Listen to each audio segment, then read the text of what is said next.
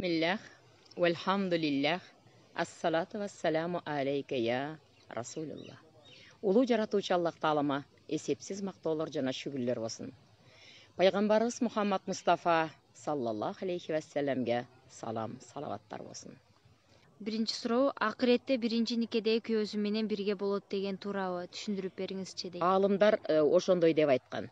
Анан дагы бир алымдар жакшы көргөнү менен деп айткан, жакшы көргөн жубайы менен деп айткан. Бирок биринчи өзүнүн мурунку биринчи жубайы менен бирге болот деген. Өзүнө болгон ишеничти жогорулатуу үчүн эмне кылсам болот?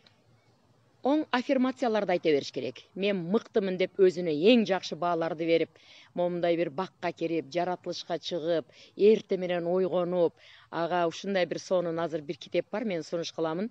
Ошол таңкы убактын сыйкыры деген. Хал Элратыкы аябай сонунда ошондой мотивацияларды берип, ошондо өзүң аябай өзүңө тың болуп, өзүңө ишеним сонун пайда болуп калат да. Ассаламу алейкум, менин суроом кайнеже менен келин, жеңе менен кайынсиңдинин орду жөнүндө айта кетсеңиз дейт. Ошол кайнежелер, анан кайынсиңдилер, алар деле бир жакшы мамиле кылып үйрөнүш керек да. Ошол биринчи кайнене айтыш керек, бул биздин келинибиз.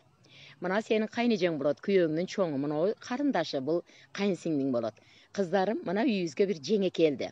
Кана бир жакшы мамиле кылабыз деп, мындай бир жеңеңерге каралашкыла, жардамдашкыла деп кайнене башында бир жакшы жолду көрсөтүп койсо, кыздар дагы ошентет. Анан көп жерлерде ошо кайнежелер аябай киришкен жерлери бар келиндерге. Ошо кайнежеге жакпай калса болду, айта берет, момундай экен, инисине жагып атпайбы? Иниси жагып ошо алып атпайбы, аны менен чогуу жашап атпайбы? Кара, иниң менен жакшы жашап атабы? Же агаң менен жакшы жашап атабы жеңең? Элхамдулиллах де, кел, конок бол, кете бер үйүңө. Кийлигишпегиле алтындарым, келиндерге кийлигишпегиле. Ушу мына суроо аябай көп берилиптир. Көп аялдуулук жөнүндө айтып бериңизчи. Адилеттүү болбосо эмне чара колдонуш керек? Эми бул маселе аалымдардан сурасаңар аябай жакшы болмок экен. Ошондуктан тиги мен эмнени айта алам бул боюнча. Эгерде эркек, эми аалымдардан укканыбызды айтайын, эгерде эркек киши мындай бир бардыгын бирдей карай алса, үй менен камсыз кылса, тамак ашы менен, оокаты менен, кийим кечеси менен бардыгын бир иш чаралар болсо, чекеден бардыгын чакырып, ынтымакчылыкта ошол иш чараларды өткөрүп жүрсө, анда башка маселе. Анан көбүнчө жашыруун болуп калганда ал ачыкка чыгат, анан сөзсүз бир ортодо конфликттер пайда болот, келишпестиктер пайда болот, ушундай бир пикир келишпестик, ушундай бир көп жаман жактары бар да бул маселенинчи.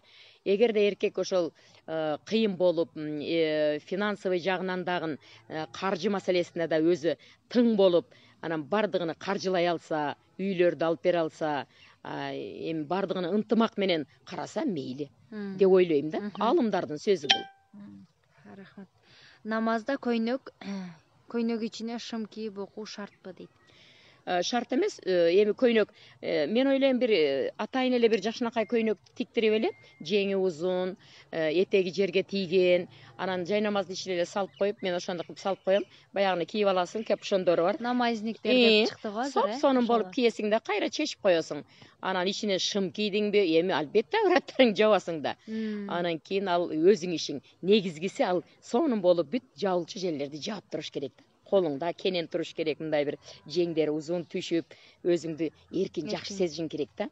Анан кээ бир жерлерде аялдар окуп калат, момундай кызылачтан өйдөсү көрүнүп турат, же болбосо жеңини тартып коет, бирок ал тартылбайт, дискомфорт болуп атат да. Ошондон билиш керек да, намазда эмне эң кооз Аллах менен сухбатка, переговорго эң кооз кийимдер менен барыш керек да.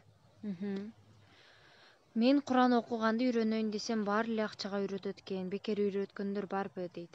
Бекер үйрөткөндөр көп. Биздин оокатта мисалы үчүн канча устазлар бекер эле үйрөтөт. Мына мен деле бекер үйрөтөм. Кел, окуталы, үйрөтөлү. Күйөөсүн кантип сүйдүрүп алса болот, дубасы барбы дейт? Ал жүрөктөн чыгыш керек да, ал сүйүүчү жүрөктөн чыгыш керек.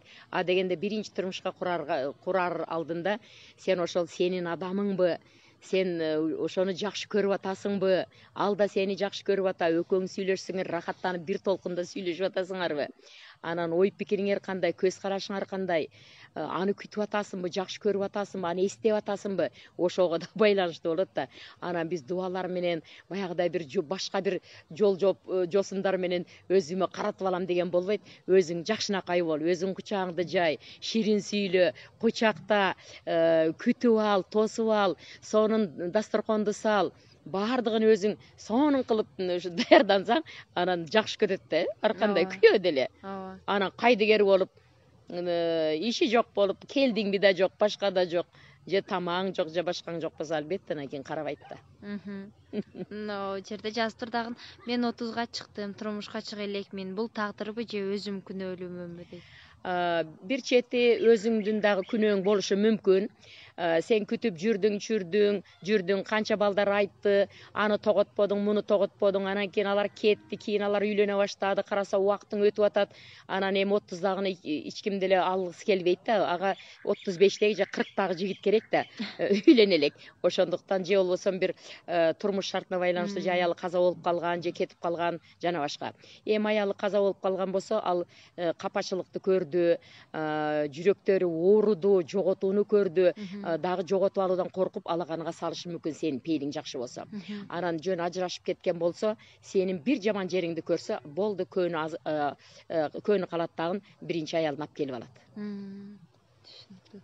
Жакшы жигитке турмушка чыгып кетсин деп дуа кылып коюңуздарчы. Амин, ушу жакшы, өзүң жакшы бол. Анан Аллах таалам сага эң сонун бир толкунда сүйлөшкөн, бир багытты караган, диндар, супсулуу, акылдуу, табышкер, мыкты күйөөнү насип кылсын. Амин. Ушундай суроо көп келиптир да. Ошо сурагандардын бардыгын Аллах таалам жакшы күйөөлөрдү берсин. Бирөөсү жазыптыр, мен Дубайдын принцин сүйүп калдым, ошого дагы тийишке дуа берип коюңуздар. Эми принцке чыгыш үчүн сен принцесса болушуң керек да. Анан билбейм, принц өзү эле ушунчалык берилип жакшы көрүп калса, ата келерине, ата энесине айтышы мүмкүн. Ата, мен принцесса эмес, жөнөкөй эле бир үй бүлөнүн мыкты диндар, ушундай бир такыба кызыны жакшы көрүп калдым. Карачы, намаз окуганын кара, Куран жаттаганын кара деп туруп кызыгып калышы мүмкүн. Эми тең менен тезек кабы менен деген сөз бар. Анан өзүңдүн деңгээлиң болсо жакшы да, өзүңдүн деңгээлиң болбосо ошол дискомфорт сөзсүз байкалат да кийин. Ооба, туура. Мен жолго оронсом дегем, оронуп оозума жанагындай дептир, оозуну азыр чоңойтуп, келдерди куйдурутуп ошентсем болобу деп жазыптыр. Жок, Аллах таала берген келбетти биз шүгүр кылалы. Кандай келбетти берсе, ошого биз ыраазы бололу. Ошого биз эгерде бир жерибизди чоңойтуп, башка бирдемелерди жасаган болсок, анда тиги Аллахтын бергенине биз нааразы болуп, эй Раббим, сен мени мындай бир начар кылып жараткансың. Могу жерим мындай, тиги жерим тигиндей деп туруп өзгөртө турган болсок, жакшы болбой калат. Ошого шүгүр кылып, ички руханий дүйнөң бай болуп, сен бардыгына жакшы мамиле кылсаң, жакшы сөз сүйлөсөң, жылмайсаң, сенден сулуу адам болбойт да. Туура айтасыз. Мен жакында турмушка чыгам. Чыктым дейт. Бирок менде агала оорусу бар, кантсем болот дейт. Чыгардан мурда ошону бүт айтыш керек да. Кимде бир проблема болсо, ошол сүйлөшкөн жигитине же жигит кызга айтып, момундай проблемам бар деп айтыш керек. Аны жашырбаш керек. Тойлор өттү, башка болду, канча чыгым болду, ата эне тарабынан канча тууган урук келди, жана башка болду. Анан кийин ошондой бир проблема болуп калса, анда тиги турмуш ар кандай нукка бурулуп кетиши мүмкүн. Анан көбүнчө баягы сейдананын майы менен майлаган жакшы деп айтып калышат. Анан дагы өзүнүн бир жополору бардыр эми. Анан дуа, баягы ыйыгайлар жана кабыл болуучу дуалар деген китеп бар. Бактияр Шарапов дамла менен Гүлхавас устазанын китеби. Ошондо түркүн тери ооруларга карата дуалары да бар да. Ошолорду Аллахтан тилеп, аябай ушундай бир дуаларды окуса, балким эми Аллах билет ал жагын эми.